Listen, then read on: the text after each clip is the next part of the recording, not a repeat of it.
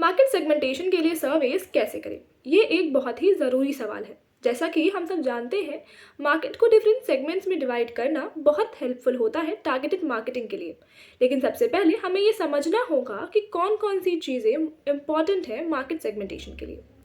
सबसे पहले डेमोग्राफिक्स बहुत मैटर करते हैं, जैसे age, gender, income level, ethnicity etcetera. इस चीज़ के लिए हम सर्वेज में डेमोग्राफिक रिलेटेड सवाल डाल सकते हैं। फिर ज्योग्राफिक लोकेशन भी एक फैक्टर है। लोगों की नीड्स अलग होती हैं बेस्ड ऑन उनकी जगह, इसलिए सर्वेज में पूछना चाहिए रिस्पोंडेंट का एरिया, सिटी या स्टेट।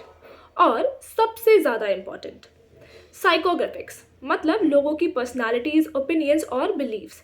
सर्वेज में हम इन पे फोकस्ड क्वेश्चंस डाल सकते हैं, जैसे इंटरेस्ट्स, वैल्यूज़ और लाइफस्टाइल चूज़ करने का रीज़न। इससे हम सेगमेंट्स डिवाइड कर पाएंगे उनकी सोच और बिहेवियर के हिसाब से। अब मेथोडोलॉजी की बात करें, ऑनलाइन सर्वेस बेस्ट होते हैं मार्केट सेगमेंटेशन रिसर्च के लिए, क्योंकि उनसे हमें बहुत सारे रिस्पॉन्सेस कलेक्ट करने में मदद मिलती है। लेकिन फ़ोन और इन पर्सन सर्वेस भी काम चला सकते हैं। सर्वेस को सिंपल और फोकस रखना चाहिए, सिर्फ 5 से 10 मिनट का, और ऑप्शंस देना चाहिए हर सवाल के लिए ताकि पार्सिंग और एनालिसिस आसान हो।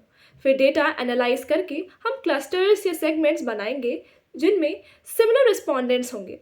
इन क्लस्टर्स को टारगेट करके हम अपनी मार्केटिंग स्ट्रैटेजी कस्टमाइज कर सकते हैं, जैसे प्रीमियम प्रोडक्ट्स के लिए हाई इनकम ग्रुप को टारगेट करें या फिर यंग जनरेशन को डिजिटल एडवर्टाइजिंग से रीच करें।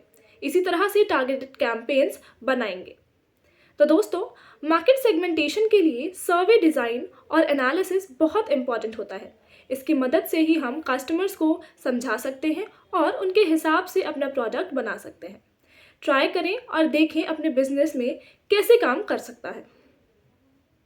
अगर आप इस टॉपिक के बारे में और डिटेल में सीखना चाहते हैं तो हमारी वेबसाइट www.startupyogis.com विजिट करें, लिंक डिस्क्रिप्शन में दिया हुआ है, और हमारे चैनल को सब्सक्राइब करें और नियमित अपडेट्स पाएं।